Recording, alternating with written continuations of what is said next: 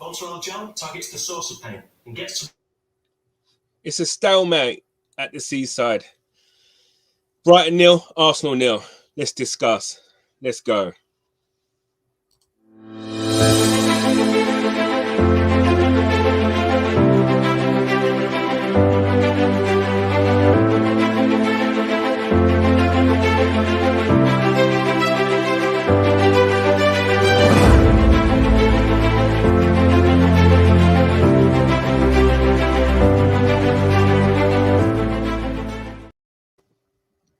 How you doing, guys?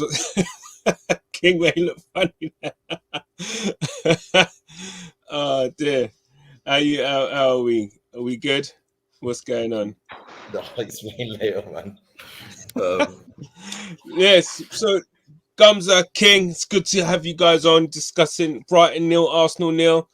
Obviously not the result that we could have wished for, but all intents and purposes, King, would you say that was a 0.1 or 2 points dropped? A bit of both. So, yeah, I mean, look, with United dropping points, Liverpool and City playing tomorrow, one of those two teams or both dropping points, other top six teams playing. Yeah, well, I mean, we failed to capitalize on that. Having said that, we didn't deserve anything from that game. We didn't deserve a point. We didn't deserve a point. I have to be brutally honest, hold my hands up and say Brighton were the better team. They only had one shot on target, and Mopé had a chance at the end. If it wasn't for Ramsdale's heroics, he would have tapped in to an empty net. Yeah. So it's a bit of both. Obviously, I probably feel a bit more like it's points dropped, given, I mean, Brighton have started the season well, but given the level of opposition that they are, we should be beating Brighton. But look, to not lose in those circumstances, I think also shows how much further this team has come. Yeah. Because I really think last season we would have lost that game. I was just saying, 100. We would have lost that. We look, even though I think we look pretty much defensively solid. The chances what they had were half chances, I believe, in a way, and there would have been, very, very good goals had they come off. Gumza, with the lineup, what you expected, and also, I mean, what do you think about how we set up and how we actually played? Anyone catch your eye apart from Ramsdale? I think first 10 wasn't angry at the lineup, but again, that was kind of the consensus in the preview show, was that 11. I was trying to play devil's advocate by throwing in Pepe and playing with different free in midfield or whatever, but I think everyone kind of was in the same agreement that that would be the 11 to start the game. I think we started really brightly. Actually, first, Saka got in after 3 minutes, and yes. I was like, "Oh, we're looking quite sharp." But we started really bright, and the thing again I touched on after the Tottenham game was second half we just started kicking long balls from goal kicks, and I look at that Brighton back line, them men are huge, and it just started to kind of then become, every now and again we pick up the second ball and be on the front foot, but slowly but surely we started giving away possession cheaply, and they just started coming at us, and it just became literally Brighton for first half, I think 25 minutes we literally held on. It was it was a tough game because obviously with the conditions as well, they don't help and what have you. So it became a real battle, and with those two at the back, what they have, Dunk and the left back. The left back's decent. The left centre back, it's a joke. Yeah. But for me, Smith Rowe shone above everyone else. I think yes, made mistakes, of course he did. Some of his passes didn't come off, whatever. But it's just that being able to get on the ball and get us playing. Only time we actually the ball stuck is when it seemed to go to him or Saka. Anywhere else, he's just giving away possession again. So but yeah, for me, Smith Rowe was the shining light and the resilience of the back line. 100%. Another clean sheet with that back five, and they're obviously looking more and more solid the more time they actually play together.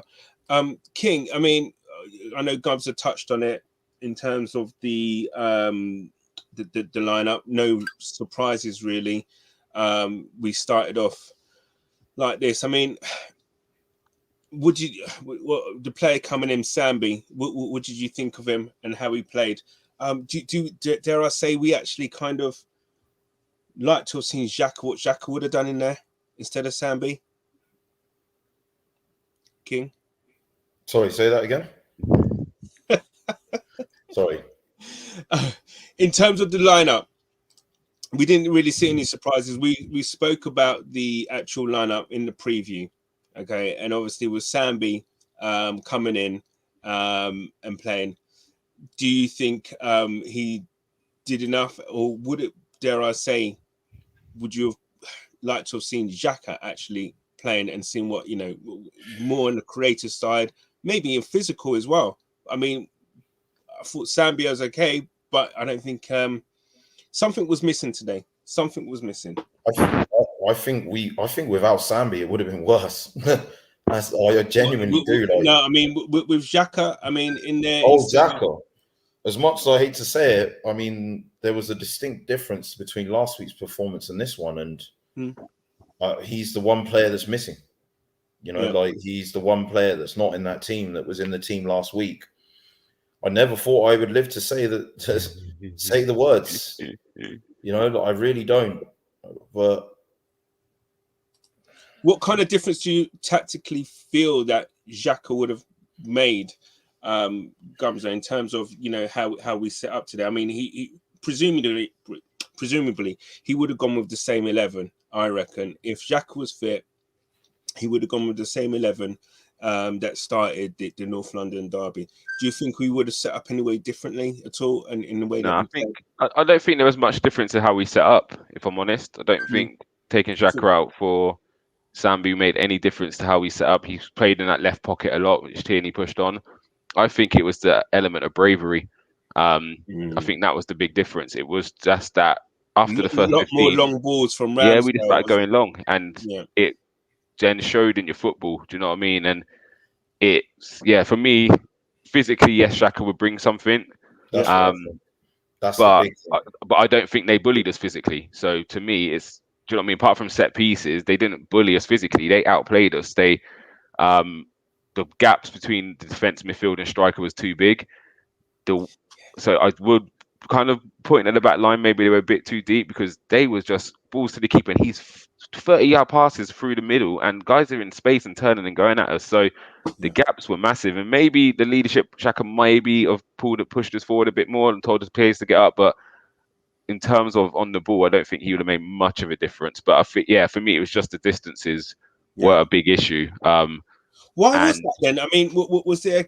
I mean, because also for me as well. I mean, I'm not sure of you two guys, but the lack of pressing was evident today. That we didn't press them as much as we did with against Tottenham.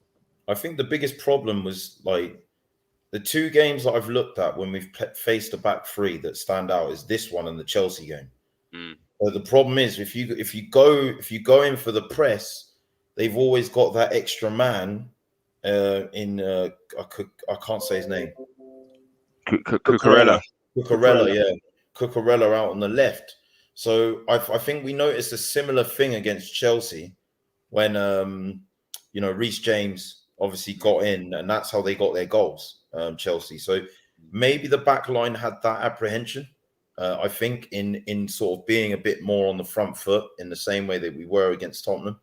Because unlike against Tottenham, we were facing that formation, which always left that extra man out on that left-hand side. And that was their outlet all game. All game. Everything was coming down that side. Yeah. So I think that's always the problem when you face up, against a free with wing-backs that stretch the pitch, because in terms of what you've got in the centre, they match this man for man. But there's always that extra man out on the side. And what that means is that the fullbacks can't get forward in the same way that they used to, especially Tierney, who I think didn't have one of his better games today. And Tierney was winning the ball very deep, but looking for hero passes quite a lot. Yeah. He didn't really find. Not many of his passes. I think our passes, full stop, were very, very poor. Yeah, but I definitely think that formation that we were facing, and their shape, and how organized they are in their shape, and how they stayed high up constantly. Their fullbacks, like they were camping very high up the pitch, because they knew that they had those free men, those the bank of free in the back, and in their midfield as well. So yeah, I think it's more a case of that than a lack of willingness to press the ball up higher up the pitch. Gumza, I mean, with that, obviously, the pressing was very, as I said, noticeable in the North London derby. And today, I only saw Odegaard do it once or twice, to be honest. Why was that? I mean, my thing was that I thought that the player who was least comfortable on the ball out of that back three was that Dan Burns. I thought if we kind of let him have the ball, then he's the player that will run out of ideas very quickly of who to play. He's not comfortable. I mean, I don't know. What do you think with I think again, it comes to bravery. When we were playing, they gave us no respect, and they pressed. Look how many times we had a throw in, and they won it back straight away. Like throws into Saka or Pepe, whoever it was. Tomiyasu, like he couldn't throw a ball, and they were just robbing us. Like they just 6 man around the ball. They're pressing in numbers, squeezed us where they wanted to. Like hence why the passing was so atrocious, because everything was under pressure. They wasn't scared of the ball in behind. That was the big difference. Arsenal, again, it was like we're half-hearted sometimes with the press. Do you know what I mean? And it was easy to play for us. And this, again, what I keep saying, this notion about you have to have these big central midfielders who are physically dominant, I don't want to hear it no more, because Adrian Lallana gave us a masterclass in there playing central midfield. Yeah. Like, we couldn't get near the guy. Him and, I don't know, the midfield's not big. Yeah. And they were just pulling the rotation of them as well. And they're stretching the pitch, and then they're coming in and they're turning. They pulled us around. And again, Partey and Sambi said, right, we're sitting in here, you're not getting no further. But yeah, it was just too easy for him. Like I saw Aubameyang frustrated at times, saying, come on, let's get up. Like he was going by him. It was hard to watch. On Oba, it seems like when we don't press, he has a poor game and he's non-existent. He's not the type of player that will hold the ball up on a wet October night on the South Coast.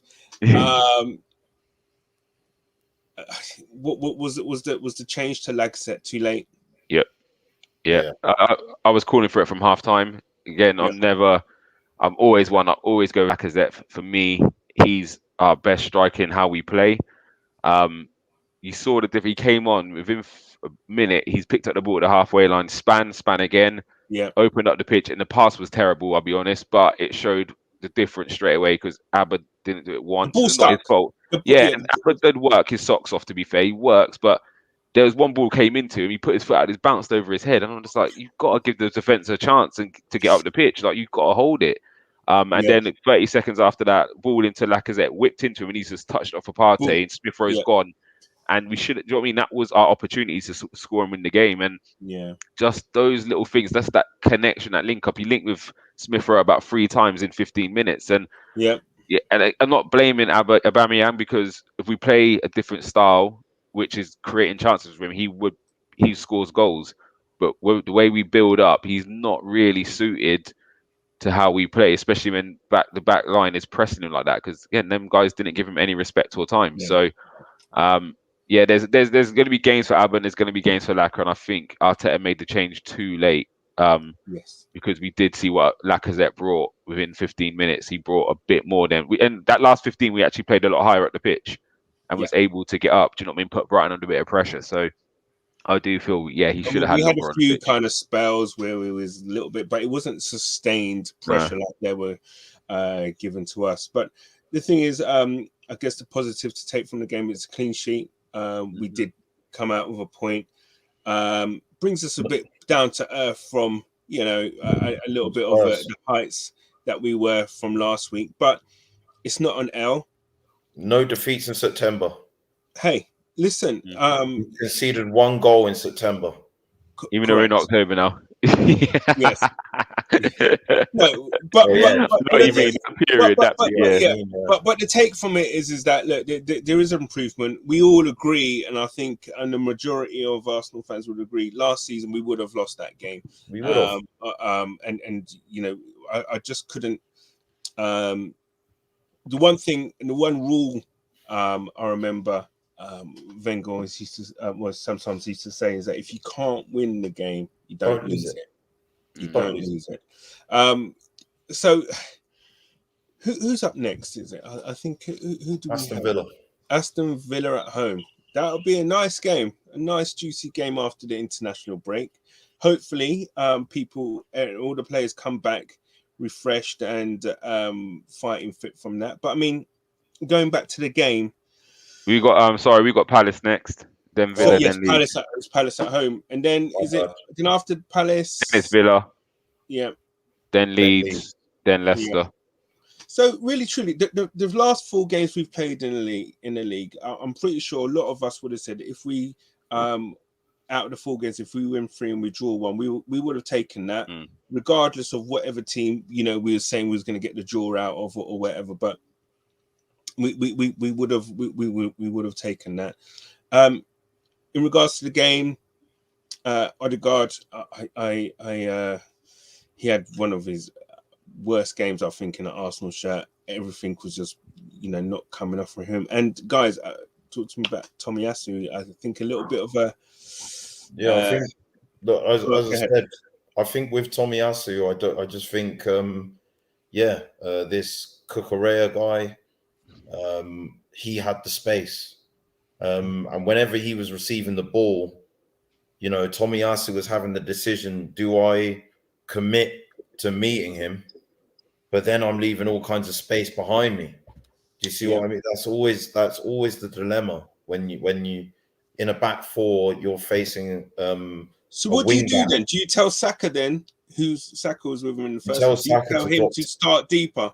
You tell him to start deeper. I seriously think a few people were saying to me, should we have started with a back 3 ourselves? I think we discussed it yesterday on the show, if I'm not mistaken. Or when we did our preview show. And I think maybe if you've done that and played Saka as a wing back, but then it switches to a back 4 and he's that midfielder, his starting position is that bit deeper. And as we've seen from his heat maps, he's quite up and down anyway. Yeah. I just think that would have helped Tomiyasu out a bit more. I think it was more a case of that than actually Tomiyasu playing badly. I mean, it was a different proposition for him. A different challenge for him. And I think, do you know what? It's going to be a learning curve for him. It's going to be a steep one.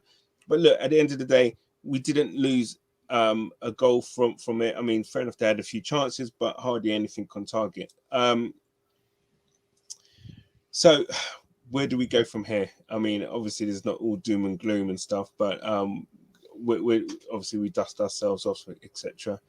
But anything from you guys that you feel that needs to change? Not really. I think again, I've accepted Abba is our striker. Laka's contract's running down, so why would you be starting him in more games than not, if that makes sense? Because he'd be out the door anyway at the end of the season. So I think we've got to keep building. Again, it's building blocks, isn't it? It's foundation. The back 5 does look better. Regards to what Gunnar King said, I do think Tomiyasu needed some help out there. Sometimes Ben White was so far away from him as well. There was one time they got him behind him, and he's looking to think, "What, you're not coming across to help cover me?" And he was all about, If Ben White pulls to the right, if he comes, to help cover Tomiyasu, covering, and then the last thing you want is a gap widening between your 2 centre backs. That's when Lopez coming in. So sometimes he's got, like, you look at Gabriel. Sometimes Gabriel's there backing up his player if Sambi's not there, and I do hear what you're saying, but at the same time, if I try and find the clip of it, the gap was massive, and Tomiyasu stood no chance. It was 2 against 1 out there, and they've put him behind him. And I saw Ben White do it last week, where he's come across and he's a slide tackle and cleaned up Son. And sometimes your centre back does need to release and come out. because then you're hoping Partey or Sambi then makes the extra centre back to cover you. Yeah. But again, with Tomiyasu, I think on the ball he looked like he struggled a bit as well, and I think Brighton pressing numbers, and there was never a kind of a easy pass for him. But again, it's nice to see we didn't lose. And again, even that Ramsdale's done a couple of good bits in the game, but he wasn't. You know what I mean? It was like he's pulled off 5 or 6 worldies to keep us in the game. So it's showing a bit of resolute. The blocking as well was fantastic from us. Like bodies on the line, like the Arsenal haven't seen for a long time. A long time. And the thing is, a bit that grit there, as you said. And kind of me and you keep saying all the time, the back four is under 24. It's the youngest team in the league. So for them to show that resilience in a game that's not going your way, you're playing against a well-drilled Brighton team. The weather's horrible. You're not getting the rub of the green as such. Like for us to get through that and take a 0-0, that's actually a positive in itself. So I think we have to understand where we're at. And Brighton are ahead of us on merit this season. So Brighton on paper, it looks like it's Brighton, but actually on form, Brighton are the top 4 team at the moment. So in our last 9 games playing at the Amex Stadium, we've only won 3. Yeah, they're not pushovers. They're not pushovers. It's a tough place to go. It's a tough, definitely. I mean, actually, you touched on it, Gumzo. The ref. I liked him. Did you? Yeah, I quite liked it. I think he was equal both sides. I think he didn't give a lot of. Well, equally bad both sides. But at least for me, at least you're equal. Like he wasn't. I saw there was a lot of little pushes and stuff, and he wasn't giving them. And to be fair, sometimes I think footballers do have it too easy. Like the only one which concerned me is he didn't blow the whistle when Ramsdale got smashed into. That was a fact. If that had gone in, would have called that. I'm hoping they would have because he got absolutely. Don't get me wrong, he got cleaned out and he wasn't even looking at the ball. Yeah, he got smashed. But for me, it was he let the game flow. But I think the conditions had a lot to play with that as well. Little touches, you are going to go down more, and I think he just let things go. Which, to me actually, I'd rather see it, and we have seen that a lot this season. They have said they're not going to give for the little pushes in the back no more. It's got to be clear-cut fouls. So, I don't think he was that bad, if I'm honest. It was like you don't have different opinions to me, but I don't think there's a couple of things that kind of like which I don't know. It was. I think we were slow and you're getting pressed. Partey lost the ball 3 times and he's looking for a foul. It's actually move the ball quicker, like switch on. So that's where I think that might be my coaching here sometimes. Like my boys do something wrong and if they get fouled, I'm like, you deserved it. Like you moved the ball. Or switch on early, and I think that was probably more of it. I think they realized we're going to get caught. They put their body there, go try to take a foul, and referee's not giving you it. And actually, we've got to wake up in them situations. We was half asleep sometimes. So the boys will learn from this game, man. Yeah, definitely. They'll learn from this game, man. Definitely. I think they're starting to learn quick, especially the back 5. The guys up top. The more in sync they get with each other, the better it will be. Just a couple of things here from hi Carl, long time, bro. He's talking about, I think yourself, Gumzo, regarding the solid point beforehand. I just think also as well that we the players will learn quick. They can have so many different types of challenges ahead coming their way. Palace again is going to be another challenge. Again, we're going to have someone big up top, i.e. Benteke or Edward. Edward. Yeah, exactly. Zaha. Yeah, for a long one, boy. Yeah. So, but I'm starting to back our back 5, and as long as we can start clicking up top, I'm pretty sure we'll start to come good. Mr. Silver Fox, what do you guys think of Partey's performance? It's a bit of a mixed bag. For me personally. And Carl again, how you doing? Odegaard looked like he struggled today, 100%. But like with ESR to back up, ESR again, I think we'd probably agree was our man in the match, closely followed by Ramsdale. Just one thing, I guess, just a question. With the move where he was free, I tell you what, if that goal had come off, it would have been that would have been goal of the month because the weight of each pass was perfect. Do you think ESR could have squared it to Saka? Yeah, I feel he could have. Again, I think the pass could have come earlier when he first broke through. He could have just bent it in front of the centre back, and Saka was off. And then equally, I look at it again. I know when he dropped the half a yard, I think he was right. I think he was right to shoot, but I think what you're saying, he could have squared it again then. So I had to watch it back, and yeah, it's just them moments, isn't it? Like I love it. I think he could have done half and half with when he got that half a yard. He could have flashed it across goal. Across the box, across the box, hoping for Saka to just maybe slide in because Saka was right up with him. Yeah, he was there, He should have played it early to Saka as well. But with that's what Gums is saying. 100%. So it was a great break as well. And that was the one time, and that came that 80-something minute. I can't remember. Yeah, that was Lacazette. The first touch to Partey was immaculate. The weight of it was beautiful. I thought it was Sambi, but I was. No, it was the Partey, and then I think it was Partey. Yeah, and Partey just threaded it through, and it's the quality of the passing. Perfect. Perfect weight of the pass, and he was through. So yeah, it's just one of those ones which the big teams, maybe your Salahs or whatever, maybe your Raheem Sterling's, whatever, they might have finished that off. Who knows? Obviously, our guys in there. That's me. Yeah, it's you. Big facts. Responding to Carl's comment. And it works to get over to. Wow, I don't think that game screamed out Ivan Toney, a big physical presence. You know what? That game screamed out Oliver Giroud. That's what it screamed out. Power to go with it. It screamed Oliver Giroud. That's what it screamed. Yeah, I think that's the last thing we need now. Like looking at this team, I mean, as I said, look, we wanted the 3 points today, but overall taking stock, on the 4 games, 3 games, 4 games that our new signings have all been available. I would say we look improved, and I do feel it's just that cutting edge up front. I'm not obviously knocking Aubameyang today or anything. He can't do it all on his own.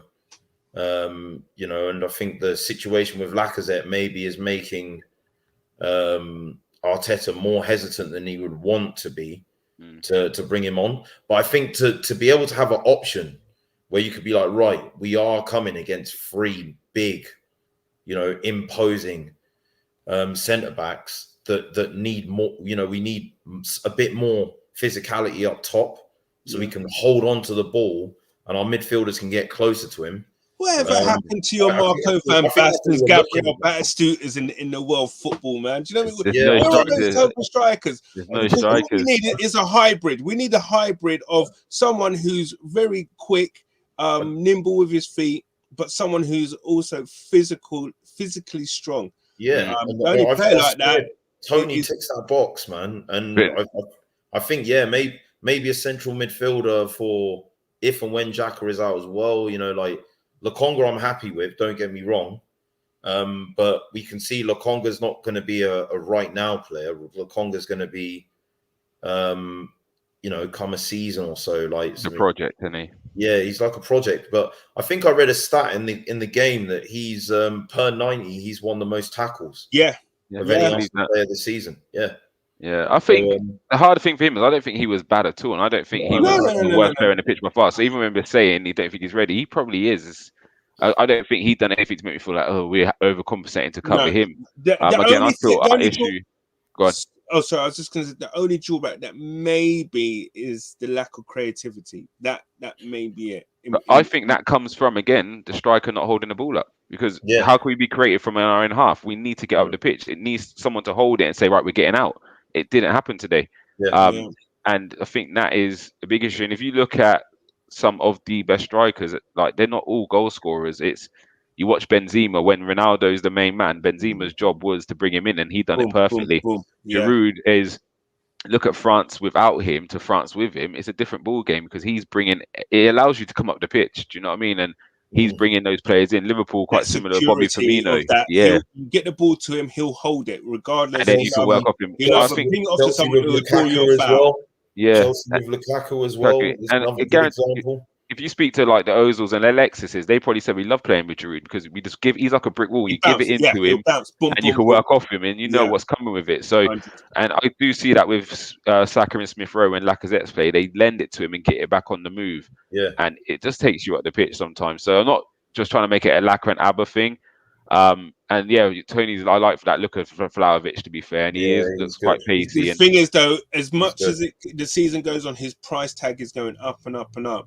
But apparently they're trying. But again, we don't know if this is all talk just to try for the agent talk or whatever, trying to get his the best. There is talk. That he's not signing his contract, but that could be agent talk to get more money from. Money, yeah. There is talk. There is talk that this January we're going to be active. Let's hope, man. Yeah. I think there's still pieces of the jigsaw that needs. But what we've done, I don't want to end this on a positive note, man. I'm sorry, I refuse to end this on a positive, on a negative note. Like I won't have it. Sorry, lads. Like at the end of the day, look, you know, if it's as kind of said, you know, like if you're not going to win a game, don't lose it, and that had a loss all over it. You know, like I think the statement that it would have given to the rest of the league to beat Spurs and then lose this game would have been one thing. But I think the age of the squad, the young age of the squad, they needed that confidence to know that, look, okay, when things aren't going our way, we can dig together. In. We can keep together. We can keep disciplined. Because there's been, you know, times in the past where Mope has come and got in players' heads and whatnot, you know, all that jazz. None of that today.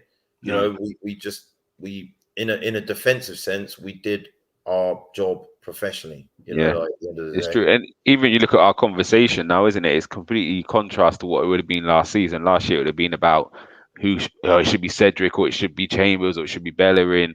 Why is Luis starting? Why not Mari? Like that's what the conversation would have been last season. It would have been all of that, and actually, it's not. It's how do we build going forward, and how do we just improve that little bit to get us over the line in these kind of games, rather than we fell apart. And sorry, one more thing. No, go ahead.